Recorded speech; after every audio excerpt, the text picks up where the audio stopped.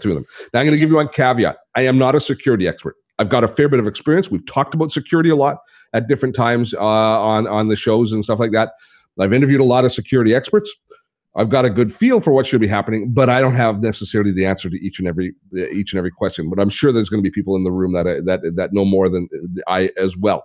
So that's kind of the caveat that we're going to be sitting on top of today. Unlike many of our webinars, I don't have a pre-recorded element today. I'm going to be delivering the entire slideshow live today, and all of the base content live today. I don't like delivering video in Zoom. It just hasn't been as good a medium.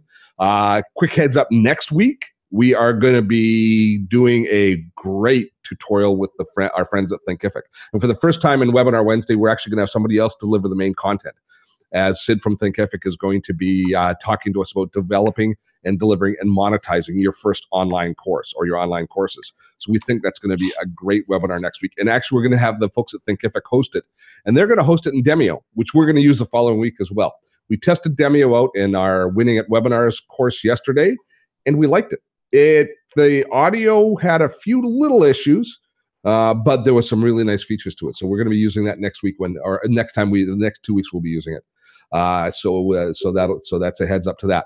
Now, for all of our patrons at Patreon, a big shout out to you and thank you for making the Webinar Wednesday possible. It's through your generosity and support that we're able to deliver these tutorials free of charge each and every week here on Dottotech. So a big shout out to all of our patrons at Patreon. And for those of you that don't know about Patreon, we will fill you in at the end of the webinar about what the story is with Patreon. So we see we got people from all over Spain. Did I see Spain rolling by, and we got Antonio? I saw someone from Cheney, Washington. Oh, that's close to you? It's very close to me. My mom and my brother live in Cheney. Okay, and Ray in Kelowna and East Lansing at Michigan State University. We have Todd, and Ray is from Kelowna, Sandy from Wyoming, and Marcia from Georgia. Marcia. How many times have you heard that, Marcia? Far too many. I shouldn't go there. Is Demio working for mobile? I don't know, Dara. We actually had issues with Demio with mobile. A couple of people had some issues with it yesterday, so that's limited. It's a good question. All right, so let's. We've got pretty much everybody settled in yet already. So when I jump in and I start doing the slideshow, the chat will remain active. I won't be participating in chat today, but Jen and April will. We will flow all the questions into the Q&A section so that we can I can make sure I answer all of the questions at the end. If you have to leave for any reason or the internet gets all unreliable, there will be a replay sent out. I'm recording it right now. I'm recording the full chat and everything on my audit notebook here. So by this evening, we will have a replay available to you. And we're going to be sending out an email both to you today and as a part of our newsletter tomorrow. We're going to reshare this webinar in our newsletter tomorrow because we think the narrative that we're going to cover today is really important. And it's going to contain all of the links that we're talking about and all of the different resources that we're talking about. We've got a couple of our partners or a couple of companies have come up with special offers that wanted to participate here. So we've got a special offer from iDrive, which is awesome, for doing cloud storage backup if you need to do that. So we've got a couple of extra things that are kind of a little bit out of the ordinary today as well. So with that, then anything I missed, Jen, April? I think we're good. We're good. No, I think we're good. We're ready to rock and roll. All right. Now I just suddenly had a panic attack because I did spell check my slideshow, but I'm just not positive. I got no confidence. You don't ever have to worry. We have grammar police checking your back. They will notice each and every mistake that I make, and we love it. Thank you so very much for that. All right, let us dive in and have a conversation about security in 2017. All righty then. And I have to go here. How do I get my mouse back to close that down? Interesting. Are you getting, it's okay. Excuse me. I was afraid that you were getting the Q&A screen and I don't have access to my mouse while I'm in this display mode, but I see here it's fine. All right, let us go. I just have to, there, much better. Okay, all right. What to expect today? We're going to talk about protecting your data. We're going to talk about the things that you need to do in this world where there's so many variables and so many people trying to access our data, steal our privacy, and we're going to talk about dealing with threats. We're going to cover off all of these different aspects today. So we've got a fair bit to cover as far as security goes. And so I really want to talk about three things, a three-part program. I want to talk about oh gee whiz. Just a minute. I just have to do something because I'm getting part of my screen covered and that just wasn't working for me. There we go. There we go. So we're going to talk about protecting your data. We're going to talk about your devices and your privacy. So we're going to kind of cover off all three aspects here today. So old school, back in the day when we were in the old days when I used to do the TV show, we used to talk about internet security and online security and computer security. We were only concerned with a couple things. One, we were concerned with backup, just backing up your data, and we were a little bit concerned with antivirus. And if you were on a Mac, you didn't worry about antivirus. In fact, you made fun of your friends in Windows who had to worry about antivirus. But backup was always the key in the old days, backing up in multiple locations. And that aspect of your online security is still crucial. And so we're going to start with the backing up of your data, of actually making sure that your content is backed up. And now when you heard about this latest ransomware attack, the WannaCry ransomware, what was your first thought? Did it go to your documents? Did it go to or did it go to your photos and images? Like when you imagined, if somebody encrypted my data on my computer, what would I miss the most? What would I be willing to pay money to recover? And I think for a lot of us, it's going to be everything. But for a lot of us, it's just our mind immediately goes to our photos and our images. And that's where my mind goes, partially because I have such redundancy with all of my documents backed up in so many different places. But my mind immediately went to my photos, and yours might have as well. So the key, there is a technique which is increasingly popular called the 3-2-1 rule. And what it is it's just a great guideline to think about for protecting your data. And this is going to protect you against ransomware type attacks where somebody's actually trying to steal and encrypt your data, like happened with this particular attack. But it's also going to protect you from some sort of disaster, a hard drive crash, your computer getting lost, something like that. And so what you want to have is you always want to have 3 copies of your data. And a lot of people get intimidated by that immediately going, oh my gosh, 3 backups I need? No, 3 copies. One is your main system. That's a copy of your data. You've got all of your information there. But then you have a local backup, which is typically to a hard drive. And then you have to have one offsite. So it's got to be stored in 2 different locations. And the internet counts as another location if it's stored in the cloud, if it's stored online.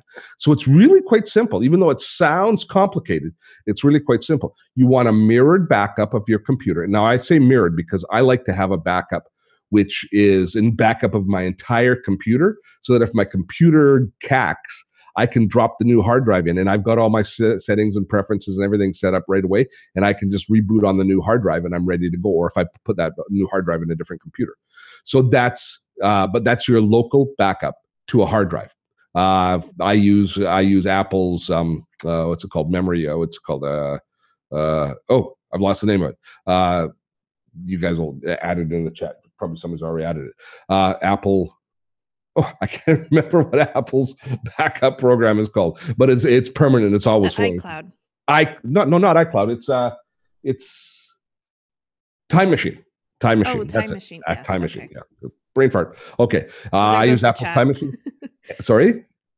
I said, there goes the chat. People are putting it in. Yeah, it's okay. Time Machine, and for local backup, and then on the cloud, I use a tool like iDrive, which we'll be talking about. But that gives you all of the backups. 1 offsite, 3 total copies, and if you do that, you're probably very, very secure and future-proof. Now, that's not hassle-proof. Like when something goes wrong, if your computer crashes, if you've got a huge amount of data and your local hard drive and your local backups are screwed, well, it's going to take you a bit of time to download everything off the cloud and that sort of stuff. But you are protected, making sure that your data is safe. Now, a lot of people, though, ask me this question, and this is one that pops up all the time, and it's probably already in the Q&A. What about Dropbox? Because we've all start using Dropbox or Google Drive or OneDrive, one of these cloud-based services, which are online storage, which we're increasingly using ourselves. Does that count, Steve, as a backup? And no, it's not really a backup. It's remote storage and file sharing. Having said that, however, the fact of the matter is, with these large formats that we get with Dropbox, with Google Drive, you can have your entire documents and photos folder mirrored on those drives. And even though they're not designed as backup, they effectively work as backup. So if you're comfortable that you're covering the 3-2-1 rule and Dropbox is a part of that equation and all of your data is indeed safe and stored there, then I would say it does count. I prefer you to be using a dedicated system for a variety, for just because mainly because of the way that it's set up for recovery and automatic syncing, that sort of stuff. But it's an option. It's an option to incorporate it. But one thing you have to recognize is Dropbox won't back up any of your non-synced files. So if you've got anything on your computer hard drive that is not in that Dropbox folder and not being synced, it's not going to go to Dropbox. And it's also not backing up any of your preferences, any of your apps and preferences, which you can be backing up if you're using a service, a cloud-based backup service. So I hope that makes sense there. So Dropbox can be part of the equation, and to be fair, it's probably going to back up most of your most valuable data. So local backup, what do I look? Just a big ass hard drive. Now you can plug these hard drives now into almost every wireless router. You have the ability to now be able to plug a hard drive in. So not just you, but your entire family can back up their notebooks or their computers to your local backup disk. Now it's got to be a big disk, or it might be multiple disks, but you can set it up to automatically be running and to be backing up in the background at all times. And that's one of the things you want to do, is you always want to have your system set up so that your backups are not something that you have to invoke, but that are constantly happening, that you've got a schedule that's a daily or weekly backup that's happening. And you don't have to worry about it wasting a lot of bandwidth when you get to the online space, because we typically see a style of backup called incremental, where it backs up all of your data, and then every day or every week, whatever your schedule is, it just backs up what's changed in the data when you do that. But your local backup gives you one extra benefit, and that is if you've got a local backup and it's a mirrored backup where it's backing up your entire operating system, all of your preferences, all of your apps, all of your data, then if you do have a disaster, that becomes just a mirrored drive that you can just drop right into whatever device you're replacing your broken computer with, and you're back up and operating the way you were when it was last backed up. So that's probably the fastest way to get your feet back underneath you if you do happen to have an issue. So local backup. Now, for online service and cloud service, online backup, that is far more convenient in a lot of ways, because it's even more managed. You don't have to decide what app you're setting up. You don't have to manage your own hardware. Now, we've got, actually, we'll drop a link in the chat if Jen can, or April can drop a link in. I've long had a relationship with iDrive. Now, here's what I look for in these services. And there's a few good ones. Carbonite's a good one. There's a few of these online services that are good. But what I look for are people that have been around forever. I'm not looking for Johnny come lately as far as this, because I want to know that the company has a good business model, they're making money, and they're around. Because if I'm backing my data up to them, as important as the data being secure on their site is the company being secure. And if I need help, if I need to access my backup, that they are still there. iDrive has been around since I was doing my TV show. We showed it on the TV show side. I like their pricing. I like their models. They've always worked well with both Mac and Windows. So it's been a service that I've used for a long time. I can't say it's the best service because I haven't tested out all the services, but I like all of the features. One feature I especially like with iDrive is if you are using it and you have local disaster where you lose all of your data, they will actually ship you a disk. And it costs a little bit extra to have that disk shipped, but they actually ship you a disk with all of your backup on it. If you have to download multiple gigabytes, 150 or 200 gigabytes of data that you have stored, if you've got lots of photos, videos, all of that sort of stuff, your apps, all of that, if you have to download that from the web, it's going to take a long time. It's going to take an awfully long time, depending on what your bandwidth is. Whereas a shipped backup disk can be to you within a day. And then you can back up, and then you can restore from that local backup disk, the physical disk that you plug in, and the process gets a lot faster. So that's one of the nice features I like. They have both personal and family and business plans available. So we dropped the link in there. So they're offering like an 80% discount for a single user license for the first year to our community. So that's nice of them. We thank them very much. So iDrive is one option you have for your online backup. And of course, Google Office 365, Apple's iCloud, they all provide similar kind of options, as well as dedicated services like Carbonite. Now, I think we should I don't know how well it works with the poll. Jen, can you drop the poll in? Let's put the poll in, and while I'm in the middle of the slideshow, and see if it actually comes up. I haven't tested it. I want to see what you're using, what your backup strategy is right now. So we've got a couple of poll questions for you. And the first one is what are you using for backup right now? And are we able to drop that in? Have you invoked it? It's not letting me. It's not letting. So here's what I'm going to do is I don't see that I can let it in on my side either. Let's do this. I'm just going to go back out of the slideshow mode. Can we get it now? Maybe I can do it from here. Just a minute. There we go. I think as the presenter, you have to do it. Oh, so let me do it this way here. Yep, now it popped up. See, interesting, because when I am in full slideshow mode, I lose my cursor. Good. Now you're entering the data. This is awesome. I can't see my cursor on the screen, which is why I have to keep exiting out of it. So let me just vote. I have that. April, do you have yours backed up? What do you mean backed up? Like, do you have iDrive or anything like that? I do have iDrive. I don't. I actually use iCloud, and we have an external hard drive that we get backed up to regularly. It's an automatic backup to our server. Oh, cool. So I'll share these results in just a second here. We'll give you a few more seconds to put it in, but it's really interesting. So far, a large number of you, 13, have no backup. Shame on you. One local backup is the preponderance. Like 32% of the people have one local. 12% right now with one online. 31% have one local and one online. So they're following the 3-2-1 rule. Good on you. And then there's actually a substantial percentage, 18%, that have more than that. So you are indeed concerned about backup. So this is actually pretty good. This is better than I anticipated. So I'm going to end the poll right now and share the results so you can see them all. So there it is. So there are the results. So the number one winning the poll is one local backup, which is better than nothing. Hot on its heels, though, is people following the 3-2-1 rule with one backup and one online service. And then none, 16%. I'm so glad you're with us today. Please let us change that. And more than that is 39. And those of you that are more than that, love to hear. I'm sure that you'll be offering some great sage advice to others. Just curious, and put it in the chat, how many of you have ever had a catastrophic disaster that you've lost everything? That would be really interesting to know. I don't think I've ever had one that I lost everything, but I have had some pretty big failures. But I've always had backups. So I use my computers pretty hard. Okay, so there's the story on iDrive. It works for all devices, including your phones and iPads. So if you're interested in that, jump on board that offer that they put together for us. So let's move on to the next stage. So we've talked about data, and data is really the boring part. We should all know about data now. It's been an issue since computers began. Newer and more relevant right now in a lot of ways right now, because the way that an attack like the WannaCry, it's coming in through virus or through malware and that sort of thing. And part of that is how we set our own privacy.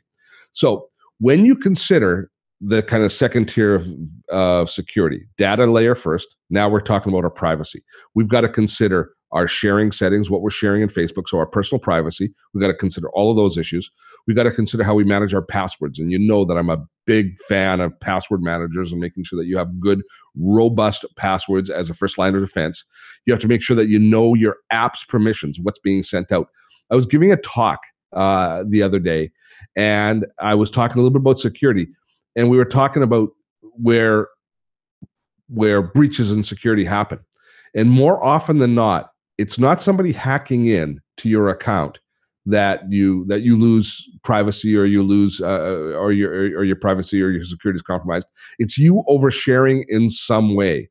I mean, how many times have you gone into chat where you're talking to a friend And this happened to me the other day. And you've got your password in your clipboard, and you go to paste, you think something else is in, you think you've copied a URL or something, but it didn't copy. You clicked on it, but you didn't actually hit copy. And then you go into the thing and you paste. All of a sudden your password appears in chat and you go, what the hell happened there? I've done that. Have you done that? Yes, you've done that. So there's lots of times that we overshare in that, either overtly like that or just by not setting up proper permissions on our apps that cause us to perhaps lose security. So privacy has all multiple layers. We've got the passwords, we've got permissions.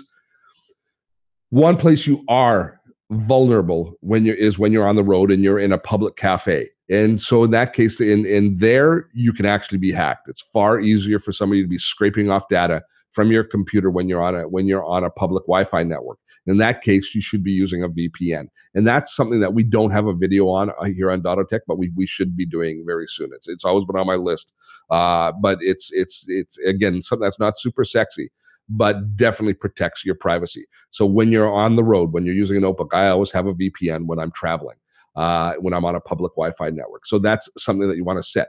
But all of these have to be in place. You have to consider each one in order to protect privacy. Because if your privacy is compromised, if your passwords are compromised, if your accounts are compromised, all of your data is at risk in one way or another as well. So this to me is kind of the leading edge and the most important part of our own personal security. So I do have another poll. I'm going to launch another quick poll here because I'm fascinated by this one. I want to know how many of you are using password managers.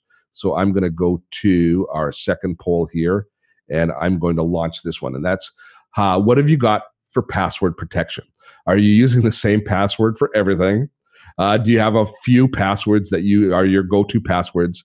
Do you have lots of passwords, but you're always forgetting them? Are you always having to look them up? Or you have to keep them in a document, which is so secure on your desktop? So you've kind of cobbled together your own password manager, which is in Notepad or in some document on your computer or in a stick-it note that you put on your computer. Or are you just so embarrassed you don't want to answer me with a sad face at the end? And we have one person that's a sad face so far saying, I just don't want to answer, Steve. It's too embarrassing. So looking at it, good. We got 65% of you using password managers. That is awesome sauce. I am very impressed. However, 25% have many passwords and are always forgetting them. 21 of you only have a few passwords, and 3 of you, I'm wondering if these are the same 3 people. We should have done another poll asking if it's the same people that have the same password for everything that don't have a backup. In which case, if you are our very special guests today, and we have to change your life dramatically by the time we are all said and done. So we've got we've got 73% of you voted already. This is awesome. So we'll give you a few more seconds for the rest of you to get your votes in, and then we will share the results with you. This is good intel. Wow, 60% now use a password manager. That's great. And now, and you know what it is? I see that percentage dropping because the people who don't have such good password protection strategies, they're a little slow, and they're maybe he'll close the poll before I get a chance to vote. But now we're up to, what are we up to 77% of you in? So that's good. So let's end the poll now so we can get back and let's share the results. Let's have a look. So there you have it. So winning, I'm proud of the Dottotech community. 59% of you are using a password manager of some sort, and that thrills me. That means that you've been listening to my message or you're just darn smart people. 27% of you have many passwords and you're always forgetting them. Folks, I can't encourage you strongly enough to start using a password manager. We've got videos on LastPass. We'll be sharing a playlist with you. 1Password, LastPass, KeyPass, any of these apps. Some of them are free. Some of them cost you $1 a year or $1 a month to use. Some of them are a little bit more expensive, but they might be lifesavers for you at the end of the day. Or they just have the ability to protect your accounts, your bank accounts, all of your different accounts, and they also, let's not lose one other thing.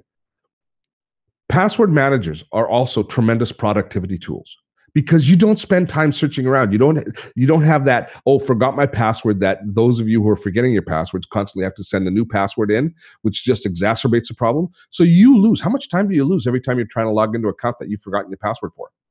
Now, password managers, people use password managers. I'd love to hear your comments in chat, but I'm willing to bet that just think about how efficient it is.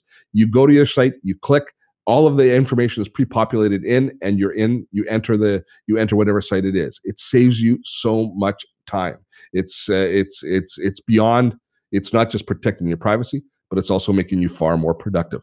So that is that is something that I'm really going to encourage you that have many passwords, so you understand the value of security, but use a tool that's going to help you.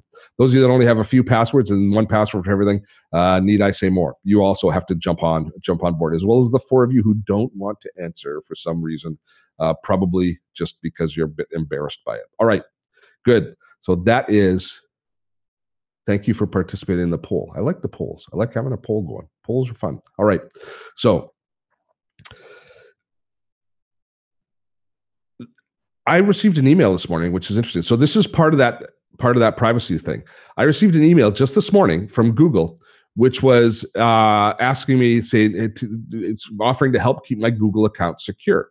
And they provided a URL that we could go to that brought you into your Google account, which is where permissions are, where different apps have asked for permission to access your Google account. So we're going to share the link for this so that you can go to it yourself in your own browser. But if you're logged into Google, it'll take you right into this manager.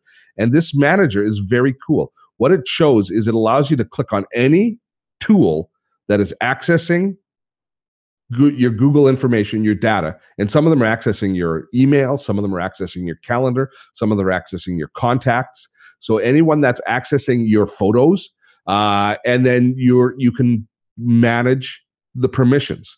This way here, you know what you're sharing. Now, those of us in the iOS world and in the Apple world, we don't necessarily, Apple tends to shield us from what we're sharing, what permissions are being shared. In the Android world, it's far more transparent, exactly what's being shared and what's not being shared. But this is a really healthy thing to do. Now, this works for both your desktop apps and for your mobile apps. So you can go through and you can see exactly that. And if you see, like there's a tool there called Dasheroo. That's not a tool that I'm using very much or even anymore. So I can remove that immediately. I can say, so there's lots of things that are accessing your data that don't need to. Or you can say, why do you need that information? Now, again, there's 2 benefits to this. One benefit is that it's obviously reducing your exposure. But the second and third benefit to this is you're using less data if you're in mobile environment, because you're not sending information back and forth that you don't need to. And you're also saving battery life if you're in mobile, because you don't have things accessing different services on your phone, which is using up your stored energy on your phone. So there's lots of benefits to controlling this, both from a pragmatic and from a security point of view. So that was just happenstance. It just happened to come through this morning. I thought, I'm going to incorporate that in the webinar, and I'm glad I did. All right. So this is the tool that I use for password protection. We've got on our channel, we've got 3 different apps that we show for password protection. Got LastPass, got 1Password, and we've also got Dashlane. Dashlane I haven't used very much. We did a demo and we showed the setup. 1Password I used a lot, like it a lot. Good Canadian company. It's an excellent product, a little bit pricier than LastPass. And LastPass, I was concerned about their future because they got bought by a company, and I wasn't sure about how that would all suss out. But that's over a year ago now. I love what LastPass has been doing as far as upgrading their user interface. They've made it even more accessible. They've got lots of extra features built in that I'm really impressed with. So either any of those tools, I can hardly endorse. LastPass is the one, and I think it's $1 a month that costs you for the premium account. So it's ridiculously inexpensive. I hope that they raise the price, frankly, sometime soon, because I'd like it to be a little bit more expensive, so I have just a little more confidence that they're moving in the right, that they're making money from me as well. But the company that purchased it, they're a fairly solid company, so I think we're in pretty good shape from that perspective. But make sure that you get one of these password managers in place. So, actually, let me just check my slideshow here, because I think I missed something that I wanted to talk about. Is it here? We're there. I'm just checking my slides ahead so that I don't. Oh, good, it's coming up. I didn't want to miss talking about 2-factor authentication stuff, but it's coming up in an upcoming slide. Good. All right. So that's protecting your privacy, password managers, knowing what apps are being shared, and going into things like Facebook and controlling exactly what's being shared and what's being shared as far as your posts and stuff, which also impacts your overall security. All of those things are privacy issues. Then there's threats, which are overt threats from viruses, from malware attacks, from keyloggers, from this sort of thing. And this last attack that we saw, the last WannaCry, is an example of these sorts of overt threats that come into your system. So the far and away the best defense you can possibly ask for in this space is to relentlessly update your security settings. So you know how irritating it is when Apple or Microsoft says, we have a new patch out, we have a new patch to the operating system out, would you like us to update? If you don't have automatic updates turned on, and even if you do have automatic updates turned on, how frustrating it is the occasional time when you reboot your computer and then it goes through that update cycle when you want to be doing something that's important. But then darn it all, the operating system is now being updated and you've got that hassle happening. That's all really good stuff. Even though it might be a little bit inconvenient, the fact that of the matter is all of our operating system companies upgrade and are constantly tweaking and closing holes and discovering new threats and patching their software to protect us against those threats. If we don't run those upgrades, especially the security upgrades, but if we don't run any security related upgrades, then we're leaving ourselves exposed. And with this last WannaCry, anybody that was up to date probably had no issues with the malware attack. Whereas people who were running older versions of the operating system or they weren't updated and patched, they're the ones who ran into trouble. Now, it's not a guarantee that you're not going to have trouble, but turn on those automatic updates. Set them to run at night when you're not there, but always have them running. Yes, it might be a hassle that your computer has rebooted overnight and you have to re-log in and you have to re-authenticate and a few things like that, but that is a small price to pay compared to what you will pay if you get attacked by something. And always be slightly paranoid. You know when you should be most paranoid is when you're reading your email, when you're opening emails and people are sending you links and emails. Still, so many attacks come in as Trojan horses or as phishing attacks that are coming in through your email. So what I mean by those is you'll get an email from somebody you know, and it might say something like, I was thinking of you when I read this, and there'll be a link. Now that seems very benign and it seems like the sort of thing, I haven't heard from Jim for a long time. And you click on that and it might take you to a totally legitimate site. But now, because you've invoked an action, permission's been granted for something to happen in the background of the computer, and that's where a piece of malware can be planted on your system. So you have to be very, very careful of those sorts of phishing attacks. They're increasingly sophisticated. We see them coming from banks where it'll say, your bank will say, you're overdrawn in your bank account, please log in to check your balance. And it looks to all intents and purposes exactly like your bank. And as a matter of fact, when you log in, it looks like a login and you actually log into your account, but it's really a shell that's placed over top and they're scraping the information from you, stealing the information. And then of course, once the bad guys have it, your everything is at risk. I mean, the worst possible thing that can be stolen is your email address. If your email address and password are stolen, then they can log into your accounts and then recover passwords. And basically your entire life is laid bare before these sorts of people. So you really have to be careful and be extra vigilant and slightly paranoid. So I'm especially paranoid when I'm in email, and I think you should be too. Now, Mac users still kind of go around boasting, saying, do we really have to use virus protection? And I'll be honest with you, I don't use virus protection on my Mac. But it's not a bad idea to have it on. I don't think. I don't think it's a negative thing at all. But my Windows machines all have virus protection installed. They're just that much more vulnerable.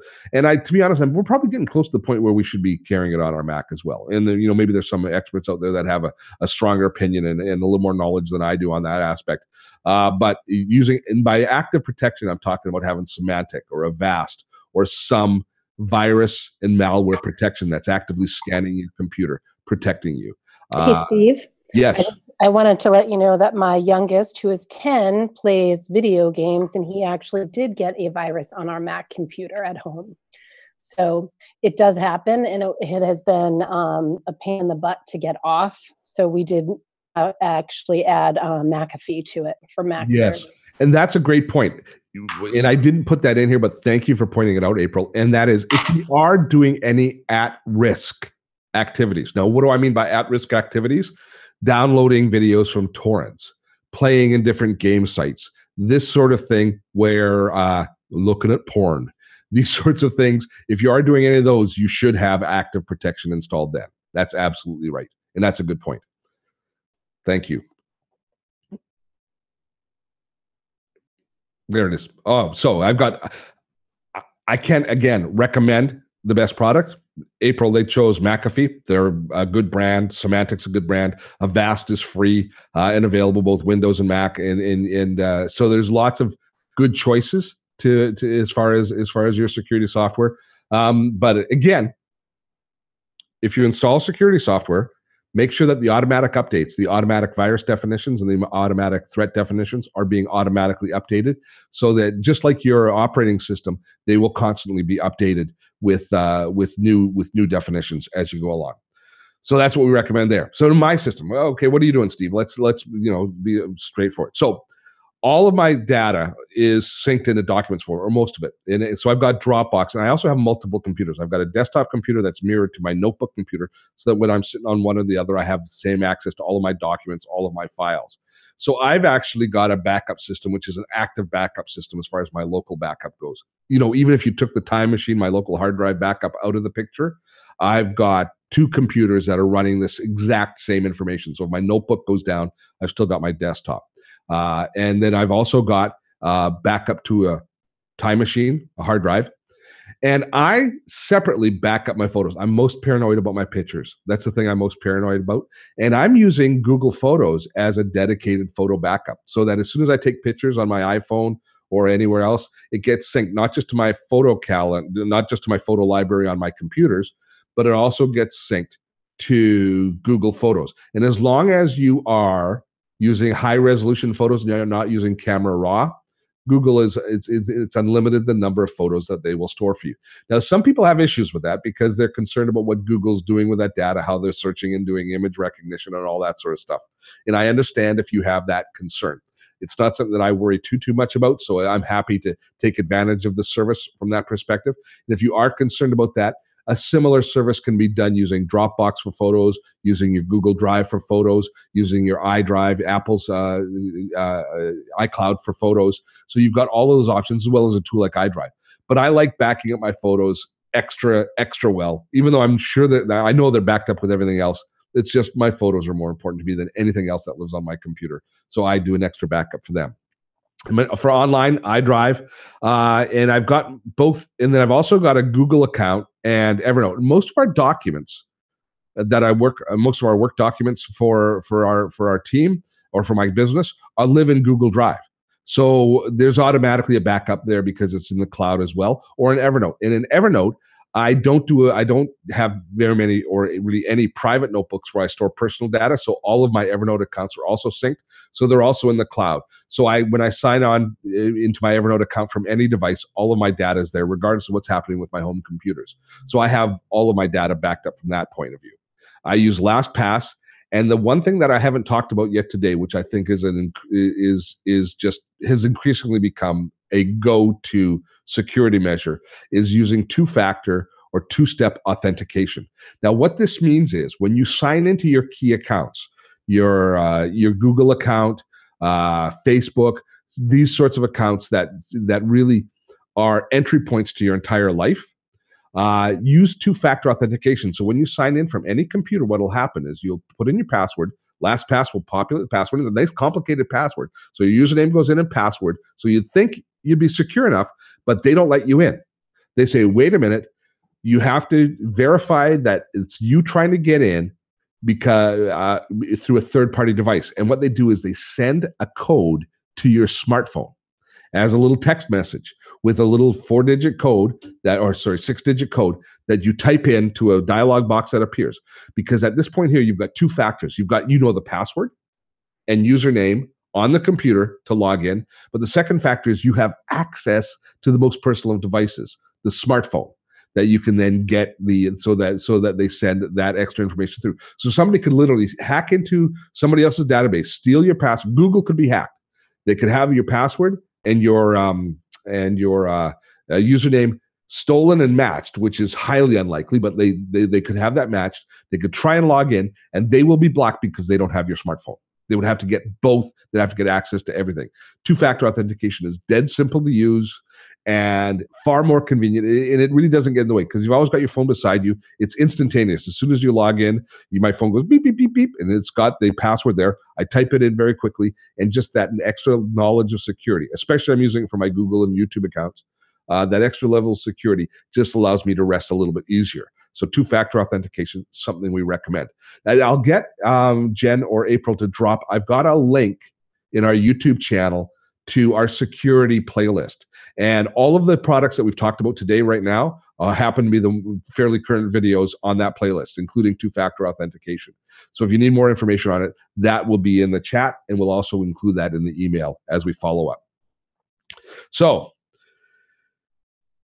part of that paranoid attitude that I'm talking about is just be aware. If your BS radar goes off, listen to it. If something just doesn't sound right, it's probably not right. So don't click. Don't proceed on down that path if you are the slightest bit concerned about whatever it is that you happen to be looking at. I think that we're going to see increasing challenges through our mobility life, through RFID or through the tap type systems with the fingerprint protection and stuff like that. There's going to be new opportunities for hackers and people to steal our information. Now, fortunately, most of those systems are fairly limited what they can get access to, but you're just going to have to continuously be vigilant and what happens in all that space. I mean, think about how much we've learned about just protecting our information. I don't know about you, but when I go and take out money from an ATM, I'm always looking at the plate of the card, making sure that the reader is integrated to the machine and not something that's been put on top, and all of those sorts of things where a lot of data has been compromised. A lot of accounts have been compromised as a result. So just be aware of your surroundings. Okay, this is the playlist that I was talking about that we're going to drop in so you can see setting your privacy on Facebook, LastPass setting up two-factor authentication, iDrive for backing up and syncing. We've got videos on all of that in the Dotto Tech channel, so you're welcome to share and see those. So we're going to get into the Q&A in just a second here. But before I do, I want to give you an update to what next week is going to be happening on Webinar Wednesday. And next week, we're up to number 19, and it's going to be online courses with Thinkific. Now, they've got a really wonderful webinar they're doing called The Ultimate Blueprint to Easily Create and Sell Your First Online Course. And so I will be hosting, but they will be presenting. And you folks that are part of the community know that we think the world of the folks at Thinkific. We deliver all of our course material using Thinkific, so I encourage you to sign up for that. We'll drop the link in right now for that, but also it'll be sent in the email. Now remember, as usual, all of this content is available to you for the next 48 hours. If you've got anybody you want to share this with, let them know. The replay will be available as soon as we upload it for 48 hours after this webinar has been sent. So you'll have lots of time to see it. And anybody that wants to see it beyond then, all of our replays are available to our patrons at Patreon. So the Dotto Tech community, the Dotto Tech channel is supported through the generosity of you folks who support us on Patreon. And those of you who are patrons, shout out on the chat. Let us know that you're here. But we thank you so much for your support. So here's how it works: is we just ask you to support us at $10 a month. For that, we give you access to all of the Webinar Wednesday archives. The 19th of these tutorial webinars is coming up tomorrow. Is coming up next week, and that's just going to grow. You also get access to our Evernote Made Easy course, and also 50% off on all of our premium courses. And I have been asked for this: hugs if it's deemed appropriate when you see me on the street or at events. So the URL to go to there is patreon.com/dottotech, and you can check it out. And we just appreciate like crazy how much support you give us, because basically all the money that you give us goes into supporting our team and making allowing us to do these kind of webinars without charging for them, without adding revenue or sales to them. So we're here because of you. So we thank you all very much, all of you at Patreon, all of you who support us on Patreon. And with that, let's jump in. I bet we've got a lot of questions, don't we? Yeah, 46. All right. So April and Jen can jump back in if they would like. No. So is this going to be easier for me to read through or for you guys to read through? What do you think? It's totally up to you. I have it separate, so whatever is easier for you. Okay. Well, I can see them here. So you know what? It might be quicker if I read the questions. Yeah, so I'm going to start with the oldest one here, which is from Tony, who said, on 1Password, can you save the vault on a thumb drive? I believe you can. Yes. Michael Singer asks, from your last webinar, I don't understand the difference between having Dropbox and cloud storage. Other than the cloud storage you mentioned would send me a disk days later. Okay, Dropbox is for file sharing, whereas it's not doing an incremental backup. So with a tool like a backup tool like iDrive, you can designate more than just your Dropbox folder to be backed up, and it will incrementally back up any changes that happen on those folders. So it's with Dropbox, only stuff that which is in your Dropbox folder will be backed up. Okay, so whereas using a cloud storage backup system, you can designate other folders. So you can back up your applications, you can back up your system files, you can back up other things as well. Okay, so next question: How do we close these down once they've been answered? So I can close them as you go. So Okay. You're good. Next, Rick is asking: will these viruses, like the current threat, jump down my home network to stand alone hard drives? Yes, there's always a chance that they could be on like your backup system, but typically what will happen is if it was that disastrous an attack, is it's not going to be invoked until you boot up your hard drive, until you start the other hard drive. So let's say, for argument's sake, that you were attacked by a virus of some sort, it brought your entire system down, and now your backup is sitting there. Well, then what's going to happen is the virus companies are going to come up with a fix. You're going to run that fix on your hard drive before they're going to go in and find that information before it has a chance to attack from the backup. So it would be a little bit more complicated in fixing, but you'd be able to fix it. All right. Next is Michael. Oh no, that's Rick. Oh, I asked that already. John, you better have more than mirroring. You need a pervasive real-time backup to tar files where you can go back up. Oh, it keeps crawling on it. Go back up a good point in time. Surely I'm not saying anything you don't know. Crash Plan or Code 42 is the gold standard. So yeah, he's talking about, so what these systems are they are like Apple's Time Machine is they're time-based, where you have backups based on different time frames. And really it depends on what your data structure is like and how you're doing it. But yes, Crash Plan, those ones are wonderful as far as backup goes. Time-based means that you can go back to a certain point in time. So what we're just talking about, if a virus happened to invade your system, you could actually go to a previous backup before it was invaded your system, reinstall that, and that would avoid that complication as well. That's a way that it could be avoided as well. What backup software do you trust for Windows incremental? I'm not the one to ask for that, Ron, but tools like Crash Plan, et cetera, would be, that was mentioned. Carbonite, certainly iDrive. I would trust them all. Yeah. How often do you recommend backing up to a hard drive? I would say daily. It would be that, the system, or as your data changes. Some people are doing it in real time. Other ones are daily, but I would do it at least daily. It also depends how often your data changes. Laura asks, does Time Machine make a bootable backup? Yes, it will. It'll create, I believe it will. I haven't ever actually invoked that. Maybe somebody else can throw that in, but I believe it does. Yes. Dennis, Windows, Apple. What about Linux? Yeah, what about Linux? Most of these apps, all the backup apps work in Linux as far as that goes. I'm just not too familiar with how often Linux gets attacked by viruses, but I suspect it's kind of like the Mac OS, is that it's far less appealing to hackers. So I don't think that you're at as much risk. Oh, Backblaze. Yeah, have you any thoughts on that service? I love Backblaze. As a matter of fact, their article on 321 backup is one that I'm going to be sharing with you. So Andrew points out that's a good service as well. There's so many good services. I mean, there's a lot of services out there, but I only hear good things about Backblaze. Does your tablet or smartphone count as a device? Yes, as a backup, not as a backup device for backing up your data, but it's something that you should be backing up. Okay, Ray says, Windows 10. Oops, scroll down. Is there settings that allow you to back up on an install large hard drive? I believe there are. There are settings built into Windows 10. I'm not using Windows 10 a lot, so I haven't seen the internal ones, but I'm sure there are good built-in backup ones as well. Rick, are malware apps that hijack the browser screen and are most difficult to remove portals for other things to be loaded on my computer? Yeah, I would say, Rick, those ones where you where your browser gets hijacked are I think are a harbinger for things to come if you don't remove them. And they are difficult to remove, but a quick search will get you, show you the tools that you need to remove those sorts, that sort of malware. But yes, those things can be portals for much, much more nefarious activities than just hijacking where your search bar is going, for example. Yeah.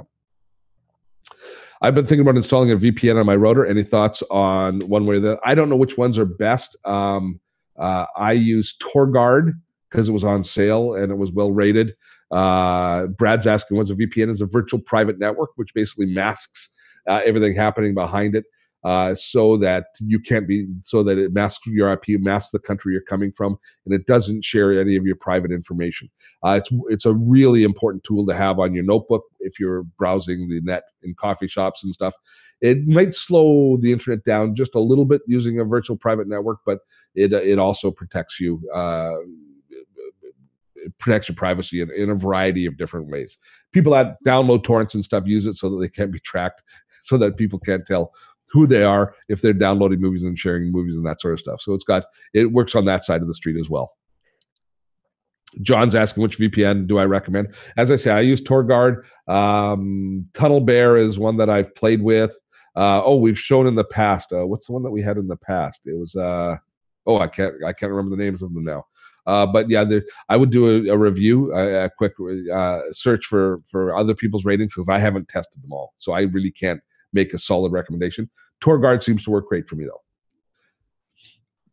When using a VPN, does it stay with you like a hotspot, or can it be something family members in different places can use? Well, it can be installed. They can go on your router or on individual computers depending on how you set them up. So you have a variety of different ways to set them up that way. Jay Lyle was asking. John, what password manager do I recommend? Well, right now I'm using LastPass and thrilled with it. But I'm just thrilled if you use any of the LastPass, 1Password, KeePass, whichever one tickles your fancy. The whole team here is really happy with LastPass. We use it. One of the reasons that we like it is it's easy for us to share passwords and give other people access who need it. So it's a tool that we've been really happy with. I use multiple passwords that I save with my own private code. Ray, if it works for you, but if somebody cracks your code, you're in trouble. But if you've worked it out, I can't comment and say that it's not a good idea. I don't want to work that hard and remember and develop my own code. So I'm happy to use LastPass. What do I think of the Chrome password manager? I really can't say. I imagine it's probably okay, but it scares me a little bit storing that stuff in the browser. Frankly, it's just not thrilled about it. I mean, it's one thing for it to store your information to log in to your, what is it? What's a benign account? I'm trying to think what's benign enough. I can't think of anything. No, I'm sure it's fine. I just want to use something else. Adrian, what happens if the password manager company gets hacked? And this has happened. LastPass did have a hack, but your information is encrypted and it's also siloed. So you have to have the information that's on your computer and on the password company, and that has to be brought together in order for the passwords to get married. And your usernames and the actual passwords are stored in different locations. So they might be able to get access to everybody's password, but chances are that they then don't have the usernames. And if they get the usernames, they probably won't have the passwords. Having said, and then if they get them both, then then it's incredibly complex for them to marry the two together. So it's not like they're in one data structure. So there's always a chance. I'm not going to say there's not a chance. I mean, the nature of the internet is there's a chance that things will go wrong. But I trust that using these, my data is more secure than not. So if they fail, we're all screwed. But there's lots of other ways that it can go wrong as well. Richard, is using a Chrome browser a good option to keep your password safe? If not, what is? As I say, I'm not thrilled with the idea of using Chrome for it, but I don't speak from any deep knowledge on that. I'm going to be right up front with you there. I use AT&T Velocity for wireless online activities while traveling. Is that considered a VPN? I don't think so. That's using your mobility account. But you don't. If you're using your mobility access, it's not the same as logging into a Wi-Fi network. So if you're using your mobility access, you're probably fine. It's when you go into a Starbucks or into an internet cafe and you start using public Wi-Fi that the VPN really becomes an essential addition. Have you ever had a password manager hacked? If not, why not? Well, the only one that I know had a breach was LastPass, and there was no lasting data. There was no damage caused. Just reputation was hurt. Dean, any good VPNs for iPhones? Yeah, there's lots. Most of the VPNs work on the phones as well. So as you're looking for whichever one, just make sure that it works on your smartphone as well. What is the better, if not best VPN service that you'd suggest? Again, we're not going to suggest. As I say, I use, and maybe in the chat, people will throw in what they like. I use TorGuard. Tunnel Bear's cute because of a little teddy bear. So Cute's always good. What's that? Cute is always good. Do either of you use a VPN? I don't. Okay. You're going to now, aren't you? I am, yes. Yeah. Norton has a password manager, says Brad. How is theirs? No idea, but Norton's a pretty reputable company, so I imagine it's good. Christy, what about the free game apps for smartphones? How do you know what's safe and what's not? Well, is there virus protection program for them? Well, that's the exact sort of thing that you want to know what access is being given when you're checking what app permissions are happening. And those free games are a place that you can end up oversharing. They'll often share your physical location, that sort of stuff. So you do have to be careful. I think if an app gets on the Apple Store, you can be pretty sure that it's clean. It's not going to be a virus, but it could be taking more information than you're interested in sharing. And I think the Chrome Store, you've got the same level of safety. If you're side loading something from another site that's not the Chrome Store, not the Apple Store, then you're at risk. Kyle says, what about browser extension? I've been using Unblock Origin. It's in the past I've used Ghostery. Any other security extensions to be looking into? Don't know those two, Kyle, so I don't really have a comment on that, but it's something that people can look into. Ghostery sounds like it's a VPN or a masking service, so probably works fine. Yeah, I mean I'm sure they probably work fine. Franz is asking, how do you use two-factor authentication if you use both Windows and Apple devices? As soon as you switch on in one ecosystem, the other cannot get the email, etc. anymore. No, I don't think that's the case, Franz. I'm trying to imagine how that would happen. It's based on your account as you log in. So if you've got two-factor authentication turned on and you go to sign in with your Android phone, which I just did the other day, I just signed in with my Android phone. I was testing out the new. I set up my Google account on a Key One BlackBerry Android phone, and it asked for my two-factor authentication. The two-factor authentication came into my smartphone. I typed in the code, and I was browsing, and I was using my Gmail on the smartphone, so it's not an issue. Okay. Do you use LastPass Authenticator as an additional two-factor? I don't use LastPass Authenticator for two-factor authentication, but I should look at it. I haven't actually taken a good close look at it, but there's a couple of different apps that will help enable two-factor authentication that work that way, that similar. I think it would probably be a fine tool to use. Yep. Is there a way to set up two-factor authentication for any login? Only services that support it, was Robert's question.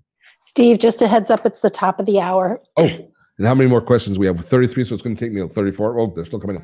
So anybody that has to leave now, we thank you very much for your time. We encourage you to sign up next week for us with Webinar Wednesday, as we're going to be learning about online courses and making money with online courses. I like that idea.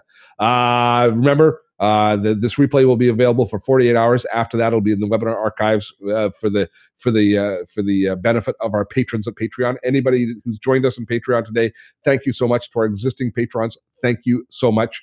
Until next time, have fun storming a castle. For the rest of you, we will remain and until all of the questions are done or my voice goes on. I had a bad cold yesterday. It seemed I'm quite a bit better than I was yesterday, though. But I do require a little lubrication. There we are. Just water. How about if you don't have your phone with you, Michael says, and you set up two-factor authentication? Can you have an alternate, i.e. security question? I don't know. Maybe somebody can answer that one in chat. I'm not entirely positive. I can't imagine being without my phone. The thought just sends shivers down my spine. I'm not positive. So yeah, I don't know, Michael. But maybe somebody else does. Okay. Next, we've answered Michael's question there. Password managers can get hacked? RD. Yeah, anything can get hacked. That's for sure. Nathan says, "Where's the best place to take our sensitive information, like financial information? Is that as safe, or are there companies like Google reading all of our info?" Well, one of the things that you can do is you can encrypt the information, sensitive information, on your hard drive, and in your backup, then is that encrypted data will be uploaded to whatever cloud service, so that even if Google or anybody else, and I don't think Google is actually looking at that, but even if they were that nefarious that they were doing it, they're seeing encrypted data. So your sensitive financial information, you can encrypt at source before you back it up, and then the backup is also encrypted. So you've got lots of different opportunities as far as protecting more sensitive information there. That's a great question. I'm glad you asked that. How do you do a VPN on a public network? Well, it's how you connect. It's you connect to the Wi-Fi network, and you if your VPN is turned on, it takes care of it all. It's just a gateway that all the data has to go through, and you have to go through before you get to that public network. Next, where do you go for a password tool in Google account? Where do you go for password tool in Google account? I'm not sure what you mean, Doug. Sorry. How do you mirror one computer to another? Well, the backup systems will give you options for mirroring your hard drive, creating incremental backups, creating time-based backups. So that's how you set it up in whatever backup software you've chosen. John's asking, what do you think of GoodSync? I use it to keep 2 desktops, 2 laptops, 2 NAS drives, and a cloud storage in sync. Sounds like you got a good system going. I haven't used it, but that sounds good to me. I think you're well protected, sir. Okay, Ian says, do you have an opinion on using a VPN in your laptop phone? Yeah, the opinion is use it when you're connecting to public Wi-Fi networks. Can iDrive be used in Windows? Absolutely. iDrive Windows, Mac, or Android. And it'll also back up your smartphone devices. Do you have a preference between Google Drive and Dropbox? No, we use both. Now, we use Google Drive a lot more for collaborative documents, even though Dropbox paper is very nice for that. But the type of things that we do, we use Google Drive for most of our writing work and most of our copy. And then we use Dropbox for sharing files like graphics. And so that's how we set it up within ourselves, but I don't prefer one over the other. Is Microsoft File History a good backup? I don't know. I don't think so. I'm not sure, though. Sorry, Roberta. Ian asks, do you have a recommendation on encrypting phone calls? No, I don't know how to do that. Never had to do that. Ian's got some serious privacy concerns. That's good. TG or TC? TG asks, when using two-factor, will this protect you from a hack from a backdoor, i.e., once in the hacker, they can change permissions? I think once a hacker gets access to your account, it's pretty hard to protect. I'm not sure two-factor authentication is going to protect you from that. Google has a password recovery and an account recovery procedure that's in place. But I'm not too sure about what switches and what triggers have to happen for them to change the two-factor side. Two-factor is designed to stop you from getting in, period. If people are in, they're in. I'm not sure there's much you can do at that point there. Kareem asks, can I get access to the zone within O'Clock for me as free as a trial? I don't know what that means. Sorry. TG also asks, if you back up in real time, don't you also risk backing up the virus also? Yeah, that's where a time-based backup is, or being able to go back in time like Apple's time machine is a viable option. Is better. Brad's asking, can you recommend a router based on auto backup or system? I don't know the differences. I use a Nighthawk, the Nighthawk router, but it's more your operating system that's going to have the backup software, I believe, and then they just have USB ports in the routers. But I don't have a recommendation of one over the other. We haven't tested them out. I am regarding that we should use a VPN for all internet activity so the ISP provider cannot track us. Some people are of that opinion. Some people are of the opinion that you should use a VPN. Now that will slow down your internet access because you're going to specific routers, specific name servers, and that sort of stuff. So if internet speed is not that essential, you could certainly always have a VPN in place, and some people do that. That's a fair comment.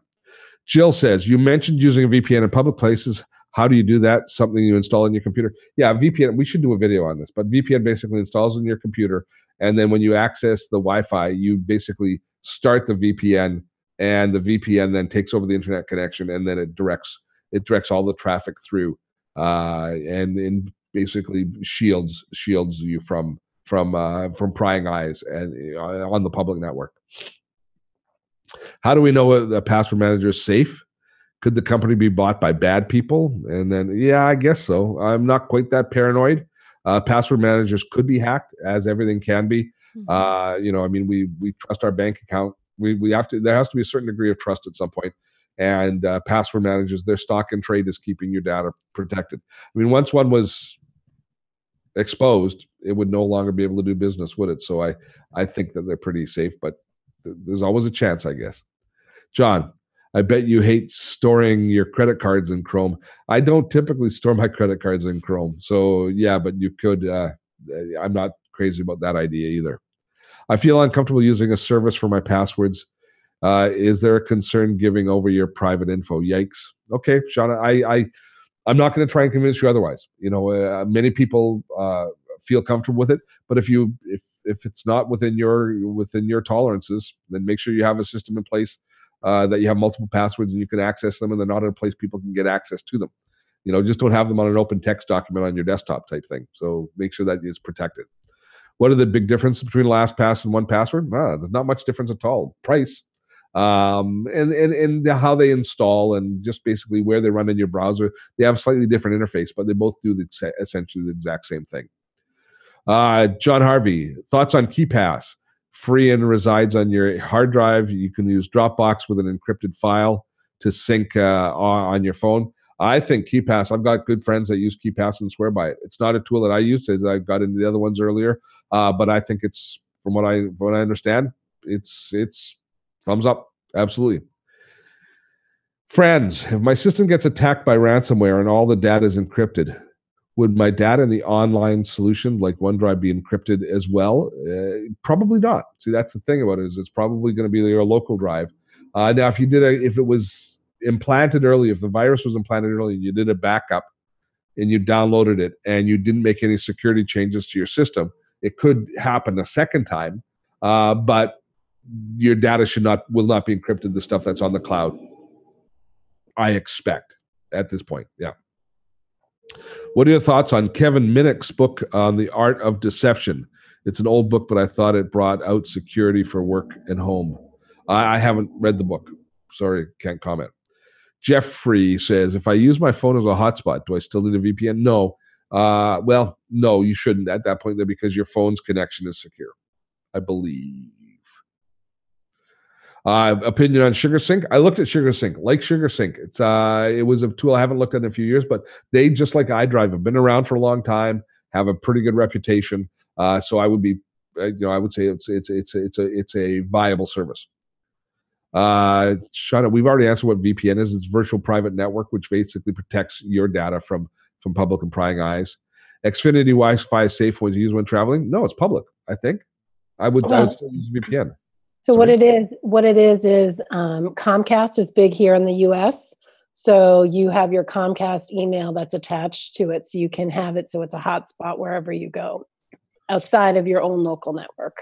Okay, it's probably okay then, but I'm not sure what the security aspects are, as I've never really researched it. But I would definitely look into it a little bit more. TG, yeah. Thanks, Steve. Gotta go. Thank you, Michael. TG, Steve. You implied computers are mirrored live, so that they're always current. Is this data only or a complete mirror? It's your choice. But I mean, most stuff doesn't change on your computer. I mean, the odd cookie is going to change, but your data is what's going to change. Once your computer's set up, most of the information is not going to change. So it depends how often. It depends how you set up your syncing and how you set up your mirroring. But it's not. It's pretty much everything should be always current. What about storing credit cards in Amazon or PayPal? Yeah, that's a good one. That's your own personal thresholds. I don't have any data on just how safe they are in those spaces. I'm an Amazon Prime member, and I use one-click purchasing because it's so darn convenient. I think of Vivica. Our friend Vivica Von Rosen, she doesn't. I think she's got a special Amazon Prime account that's not even one click; it's one thought. I need shoes, and it just sends her shoes. She's a bit of a shopping maniac. So I use it, but I'm careful which firms I do use it with. Like I only use it on Amazon. PayPal, it doesn't have my account. I'm trying to think of the airline that I fly with the most often. They don't have my account. No, I enter my address on almost everything. My credit card, I entered almost everything. Yeah. Well, I think too, a lot of these, and I don't know what your thought is, Steve, a lot of like even Amazon, in order for you to process your order, you have to have the CSV code to even make it go through now. Yeah. So there's like an extra point of security. It's kind of their two-factor authentication. Yeah. It didn't ask me for that. I did an Amazon Prime purchase the other day, and it didn't ask me for that. Maybe it only asks when I use Kevin's account.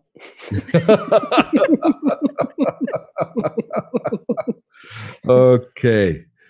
TG says you refer to your comment about your own computer being synced. Is that done in real time, or is it a complete mirror from one computer to the other? No, it's just how I've structured it. How I've structured it is all of my data is in my Dropbox folder, and so everything goes through Dropbox, so it's all synced through Dropbox. My operating systems are not synced, and so I don't consider that to be an issue, though, because my desktop computer I have different apps in that are for like power publishing and all that sort of stuff. And if it ever goes down, I'm not going to restore from a backup.